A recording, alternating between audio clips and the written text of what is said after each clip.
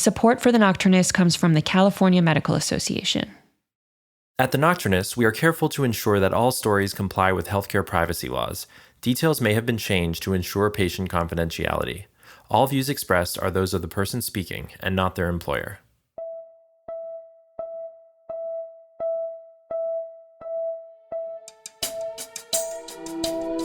You're listening to The Nocturnist Conversations. I'm Emily Silverman. One of my favorite places at UCSF is the Memory and Aging Center. They do amazing, internationally renowned biomedical research, but they also have a thriving artistic community, including a Hellman Artist in Residence program, which I was lucky enough to participate in 2020, and the Global Brain Health Institute Fellowship, which brings in people from all over the world to create art inspired by neuroscience. I have to admit, I feel like I have found a bit of family at the MAC, which brings me to today's episode, featuring the 2019 Hellman Artist in Residence, playwright, actor, and producer Jake Broder. You may have seen Jake on TV shows like Silicon Valley, The Morning Show, The Patient, but he also has deep roots in the theater. He wrote a play, Our American Hamlet, which premiered at the Commonwealth Shakespeare Company and was nominated for Best New Play by the Independent Reviewers of Boston. He wrote a musical, UnRavelled, which won the LA Drama Critics Circle Award for Best Score. He's written for TV. He's a musician who trained at the Guildhall School of Music and Drama in London. The list goes on and on. Jake came to UCSF to write a play about Anne Adams, a brilliant biologist who got sick with a type of dementia called primary progressive aphasia, or PPA, and after she got sick, started painting prolifically, even though she had virtually no artistic background. Anne's most famous painting is a visual representation of a musical piece, Bolero, that repetitive piece of music that was composed by late 19th and early 20th century composer Maurice Ravel. Interestingly, Ravel too was thought to have suffered from PPA. You may have heard the story of Anne and Maurice on the podcast Radiolab, and we'll put a link to that in the show notes. But Jake turned their story into a full-length play, where Anne and Maurice commune with each other across time to explore not just what they've lost to dementia, but also what they've gained. Because Jake wrote the play during the pandemic, its first performance was staged virtually, and his wife, actor Lucy Davenport, delivered an amazing performance as Anne, and the rest of the cast was fantastic too, which is impressive considering that they were acting on Zoom. Although I have learned that the play is going to be staged in person in San Francisco this summer with a full orchestra, which I can't wait to see. But for now, I want to set up this excerpt from the virtual version of the play. We have composer Maurice Ravel, who is preparing for brain surgery because his doctors think there's a small chance his symptoms could be from a tumor, and he's arguing with Anne. After the clip, you'll hear a panel discussion that I moderated live at the UCSF Memory and Aging Center with Jake, the playwright, his wife, Lucy, the actor, and of course, the director of the Memory and Aging Center, neurologist Dr. Bruce Miller. Because the panel was recorded live, the audio is a little rougher around the edges than usual, but I hope you'll still enjoy the conversation as much as I did. Take a listen. Anne's studio. Anne stands painting arbutus. So it's been decreed. I'm not mad. There's an actual medical problem. They think it might be Pick's disease or perhaps a tumor. I'm told surgery is a great risk, but the only chance of returning to any semblance of normal. It might cure me, but will most likely not go well if it's a tumor. It's not a tumor. There's no tumor. You don't know that. I do. Don't have the surgery. Don't just give up. Why not? What's better? If you can answer that. I don't know. I can't. You can't. Pathetic. Shall I hang around until I forget how to breathe? That's what you do. That's just cruel. No. What's cruel is you expecting me to wait and wait for something that will never come and have hope in something that is supremely hopeless. By definition, insanity. It's perverse in the extreme. I want to be able to write music. And although I am a composer decidedly of the second tier, without that, I don't know why I'm on this earth. It's not to love or to be a father. My children are my notes, and if I cannot tend to them, it is best that I am not. We can live with these conditions for longer now. You might be a little tough for you to understand. Why would you want to live longer? If my diagnosis is wrong, that suits me just fine. Every single person in that group Robert went to a man, each one of them wishes their partner was dead. Robert wishes you were. And if you ask any of the people who have this, whether the pleasures they take are worth the pain, I'll wager all of them say no. I do. That the knowledge they're creating so much pain around them, as well as feeling incapable, that makes a pretty good case for letting the diagnosis be wrong, letting them have a surgery that will quite possibly cure them, but will most likely kill them, but at least they die in their sleep, with their last conscious thoughts, a shred of hope, and a formal goodbye to those who are left. There's dignity in that. And you, with all your advanced medical science, you get to watch your mind decay to the point where you shit yourself daily before you choke to death. And everyone who loves you has to watch. Is that better? What is that but exquisite torture? And arrogance on the part of those who think discovery is worth the human cost. Well, there is a cost. And for what? For what? There's an elegance in nature, Anne, which has beginnings and endings. It's hubris to fight against that after a point. Have you ever thought that maybe I have it better? What are you doing? Why do you want to live longer? What are you painting? Why, Anne?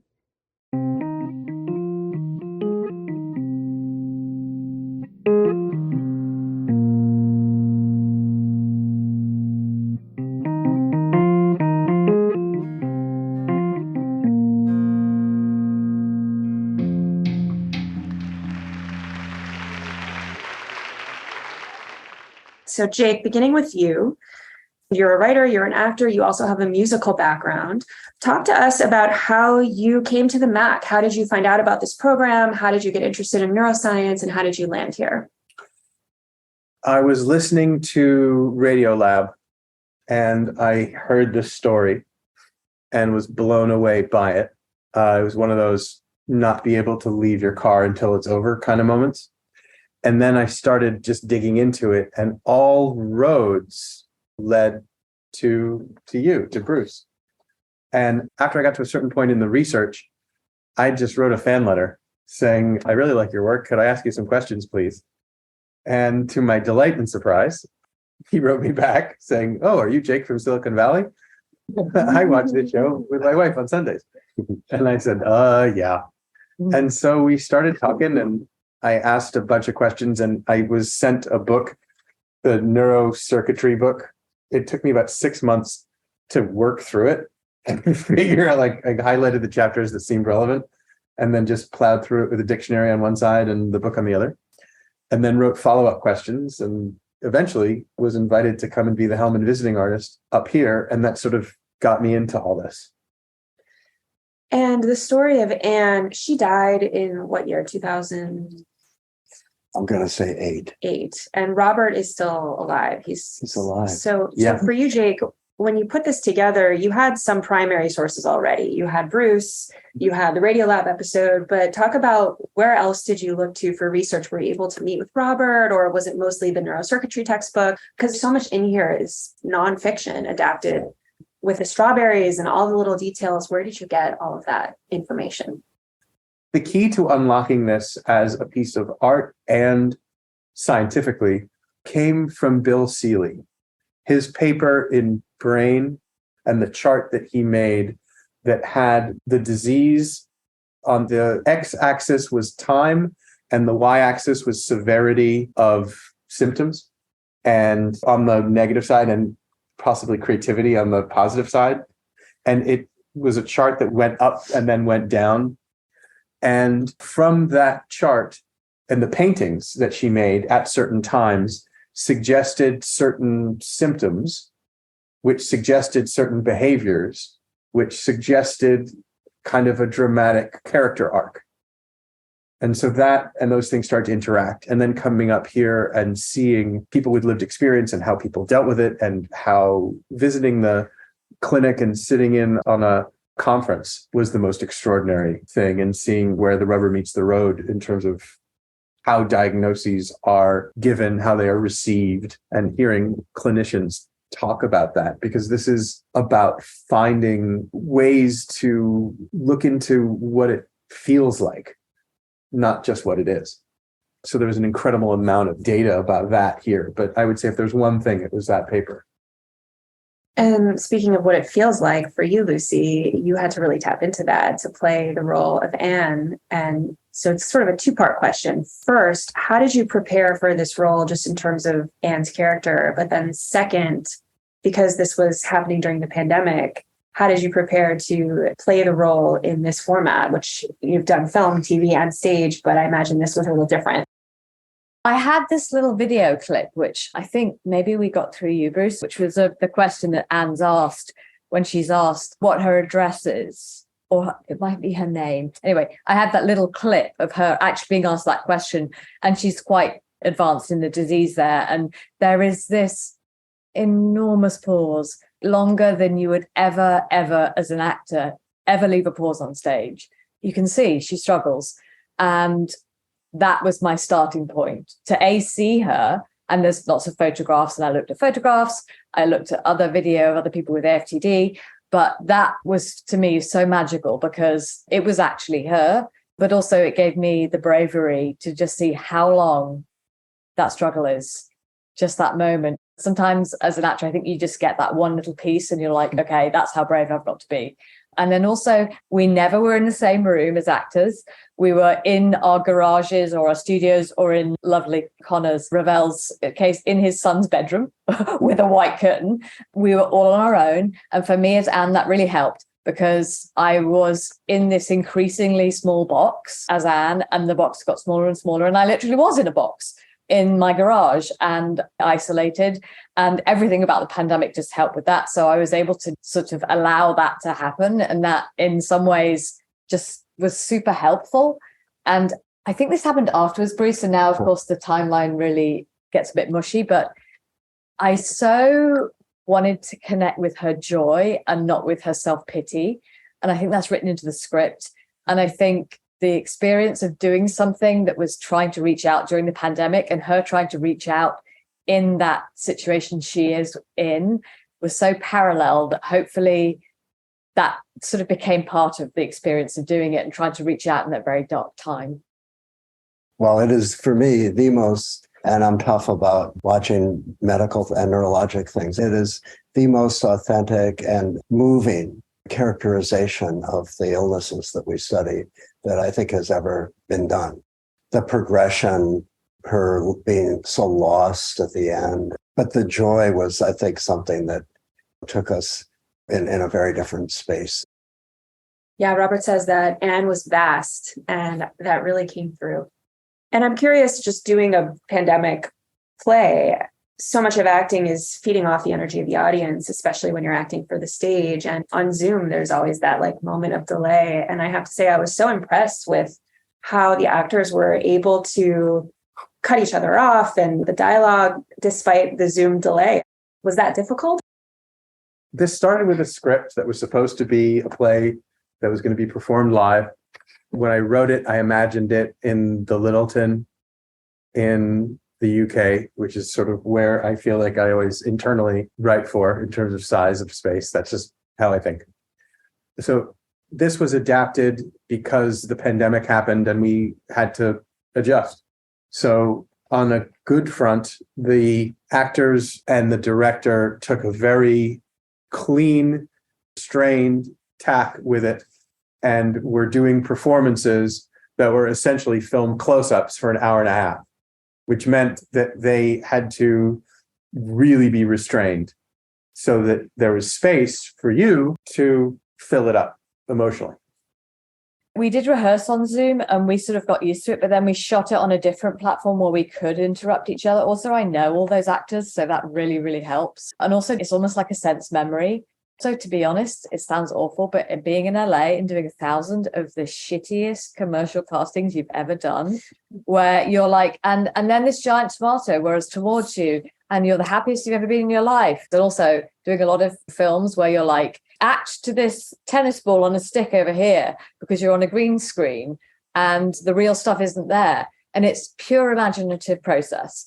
And so you get to do that for like 20 years and you're like, okay, I'm in a box. And if you actually have a face of an actor like vaguely in proximity to you and they're vaguely doing the right words in the right place, you're like, wow, it's amazing. Like real feedback. So we've actually done a reading of this place, but we couldn't look at each other because we had to face outwards. So one day I'll actually do this play and be able to look at the actors and I'll be like, oh my God, it's amazing. So yes, in some ways, training with a lot of technology where in a lot of acting these days, you don't get the luxury of looking at your actors. So you sort of get used to it, which is a horrible truth, but it's true.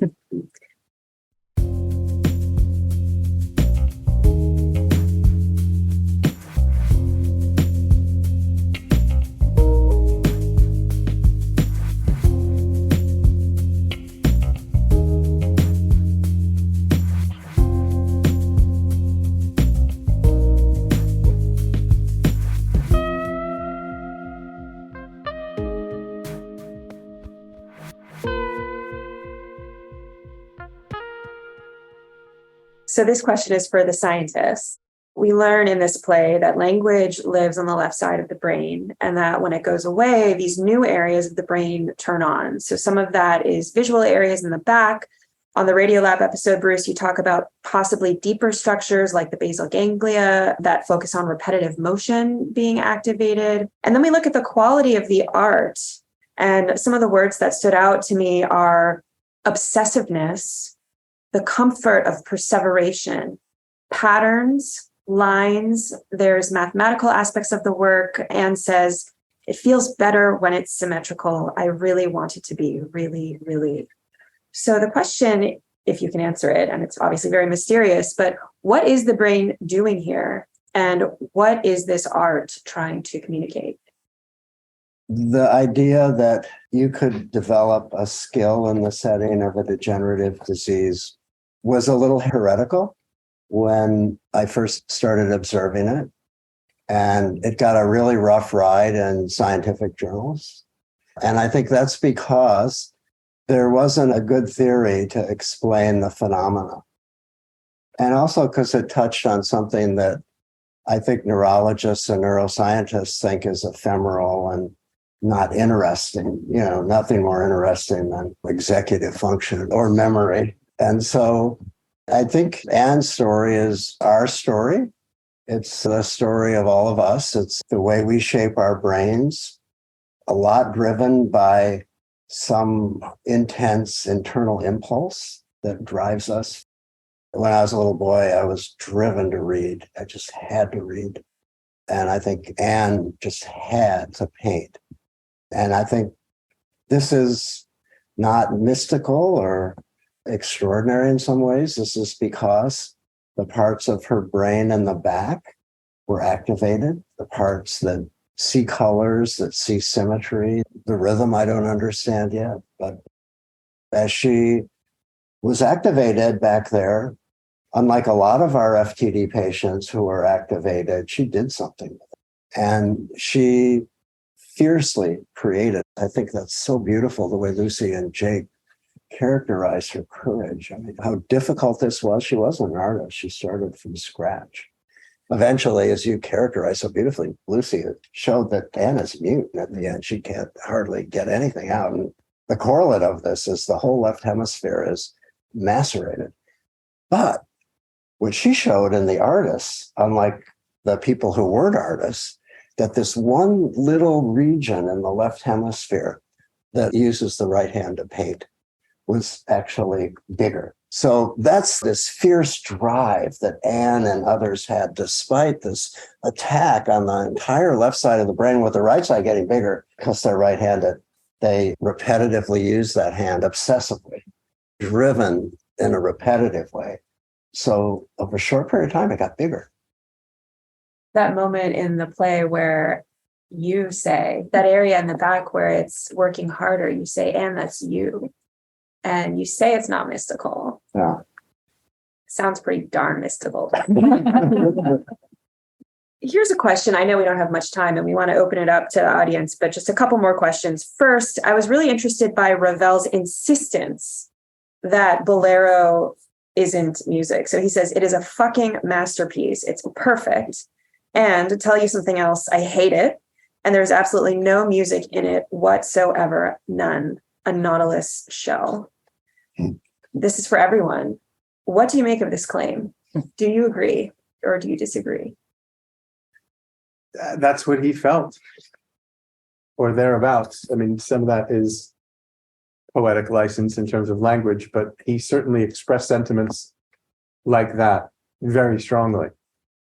It does have the elements of an etude. It's an interesting melody. It's repeated. The orchestration of it is the masterpiece. It's the slow accretion of things in this orderly way that starts small and becomes gigantic and uses everything.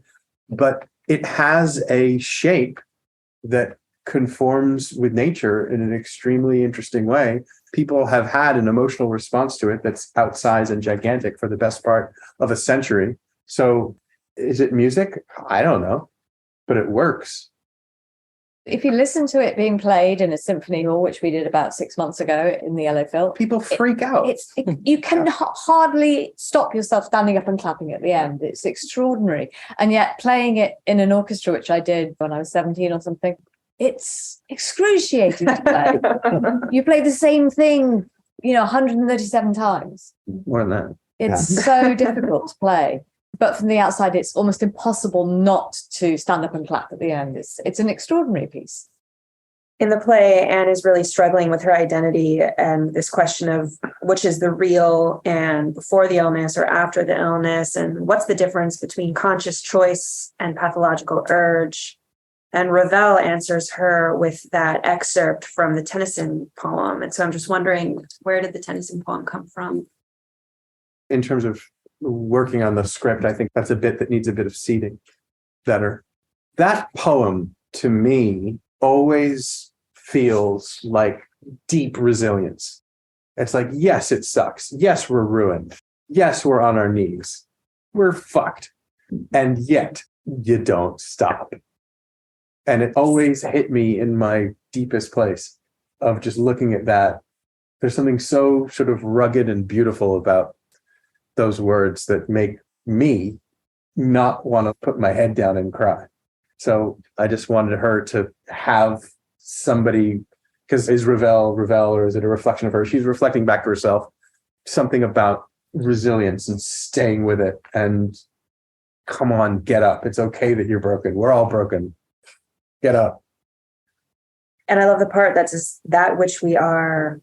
Like, it just felt like such a perfect answer to that question. Bruce, you're smiling and nodding. Knowing what I know about Tennyson, he probably wouldn't have said we're fucked. I mean, I think he's more eloquent than me. yeah.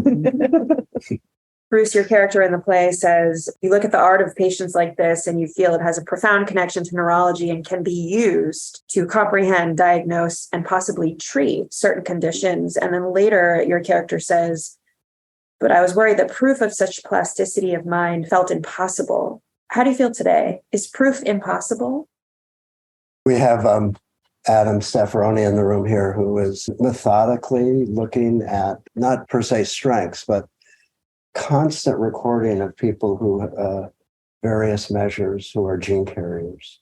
And I think that is a window into understanding this, because we're going to cure all of those genes. I mean, every one of them is curable. We believe that all these degenerative diseases begin with a program of strength, where something is not working a little bit, which releases something that never really came out in its fullest. And in the case of these FTD patients with left brain disease, they're almost all left brain, almost all of them are left anterior temporal. They had dramatic changes in their strengths and their preoccupations before there was any manifestation of disease. So that's, I think, when we begin to think about treatment. That's where the treatments have to begin. It's not when someone's sick. That's too late. So I think that is really going to be the key, treating at the right stage of illness. And I think we're entering a different era now. That poor doctor offered so little hope. We do a little better now than we did then, because we think brain rehabilitation actually helps these people. Language therapy helps a little bit. We know it now. We didn't know it then. But we're going to have real medications to intervene. And then I think the question comes up, well, when would it have been right to intervene in Anne? And what would we have lost? To end, Bruce, you said something a minute ago about hope. And Jake, you said hope was a really important component of this project for you. So I was wondering, to end, if you could speak a bit to that. As a non-clinician, non-scientist person who doesn't really know much about this, even I could see inside the art that was there, the art that is there, that there is something that was positive that was released. And if that was true in that case, then that speaks to a larger truth that is still being uncovered and still being understood.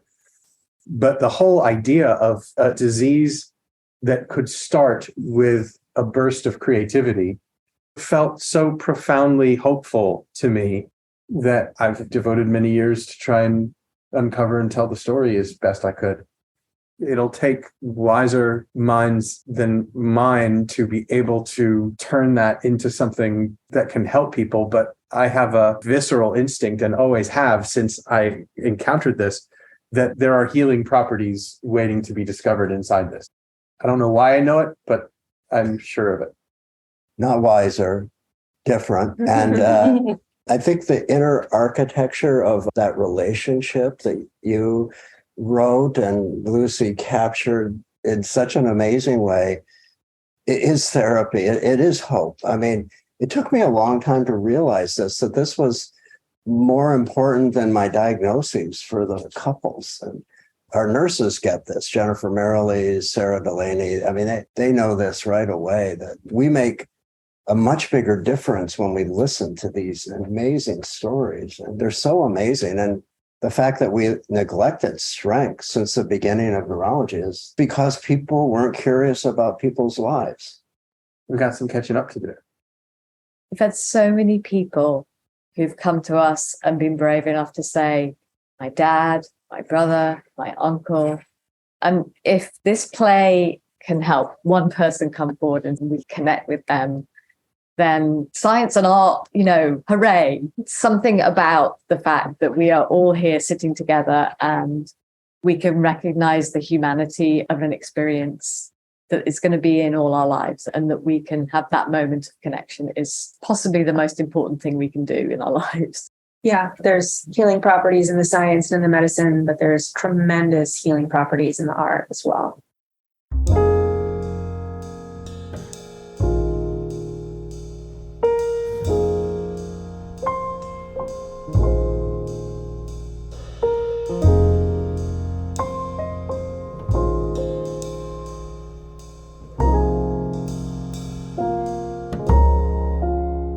This was always meant to be on stage. And as you felt at the end, hopefully, when you get to see the painting and hear the music together, having known the story of both where these things come from and who these people are, having that experience is the empathy bomb that is hopefully dropped on the audience, where you go, oh, okay. So we've talked about it. I understand what this feels like, but now I'm like seeing it and feeling it in terms of here's this painting and here's this music, which is overwhelming, but it comes from the same place, and it hits you in your stomach as opposed to just through your head. And the idea is, and hopefully this is going to be happening next year, is that we'll be able to do this live with a symphony, and all the visuals would be projections, and we're in the process of putting that together right now. So that's sort of where this always wanted to live and has always been the dream of this, but happening in a fairly large space with the drama happening and the visuals happening large scale and the symphony. So you have a finale, which is Bolero, 60 pieces playing with that painting, which hopefully will blow your face off. But the movie is coming too. Oh, yeah. I know that the MAC has a partnership with the conservatory. Yes. Is that partnership going to be leveraged to create this? We think so. Yeah. We're not going to have to all fly to the UK to see this? Well, we're hoping. Or both? Everything. Anyone who deals with me gets immersed and massively ambitious. So yeah, everything, all the above. And Jake is the perfect person to carry out something ambitious. What else? Jennifer. There's a lot to appreciate in this, and I think one of the really powerful narratives is of the couple's trajectory through the disease. So I guess my question is, how did you come up with that? Or maybe that's to everybody here, like, how did you know to include all of that in the story? I often function as the dramaturg on whatever script is going on. We are a small communist state. That's how we function. So we talked about the stages of dying, bargaining, all that, because it is such a huge change for them as a couple. But also what's really interesting is what happens if it was an affair? What happens if it was a midlife crisis? How do you negotiate those changes? So I think there was a lot of prism turning, but also what just happens in a relationship if your partner suddenly has a new hobby or buys a big new red sports car. So we tried to keep it very grounded in the reality, because I think what was very tempting was to make the symptoms. But of course, when you're living with someone who has an incremental disease, they're not symptoms. It's just that day. Well, what's the difference between behavior and pathology? Nothing. Well, who knows? The point is, my sense of her was that she wasn't a super big jokester. But then she started doing these paintings called, she adapted the Mozart Rondo à la Turque, and she did Rondo à la Turquoise. And she did another one, and it was just like, it was downright goofy. And I was just like, puns, what is this with the puns? And then I looked at some of the behavioral charts of how sometimes symptoms go. And at the very beginning phases of this, there can be puns. It's like this kind of very particular kind of humor. Just like, oh, that's behavior. That's not a symptom. And so it's about the misunderstandings about these symptoms sort of rising up. A little bit of disinhibition might be exactly what you need sometimes. But when the dial is turned up to 1, it's okay. But when it goes past 4, there's a problem.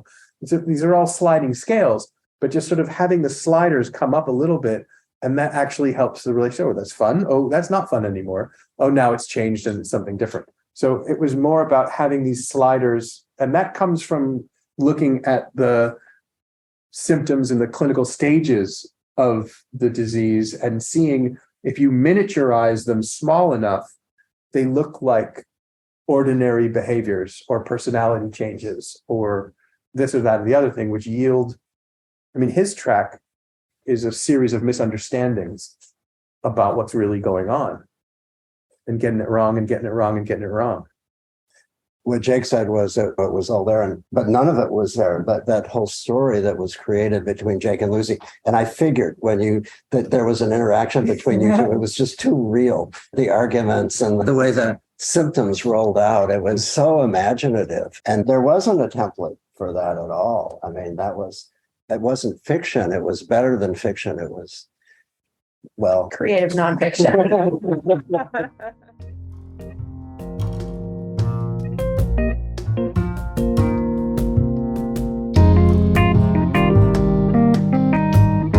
Thanks for listening. If you want to watch Jake's play UnRavelled in its entirety, check out the link in the show notes. This episode of the Nocturnist Conversations was produced by Carly Besser and John Oliver. The episode was edited and mixed by John Oliver. Our executive producer is Ali Block, our chief operating officer is Rebecca Groves, and Noor Al-Sad is our development and outreach specialist. Our original theme music was composed by Yosef Monroe, and any additional music is from Blue Dot Sessions. The Nocturnist is made possible by the California Medical Association, a physician-led organization that works tirelessly to make sure that the doctor-patient relationship remains at the center of medicine. To learn more about the CMA, visit cmadocs.org. Nocturnist is also sponsored by the California Healthcare Foundation and from donations from listeners like you. Thank you so much for supporting our work. If you enjoy the show, please help others find us by giving us a rating or review wherever you listen to podcasts. To contribute your voice to an upcoming project or to make a donation, visit our website at thenocturnist.com. I'm your host, Emily Silverman. See you next week.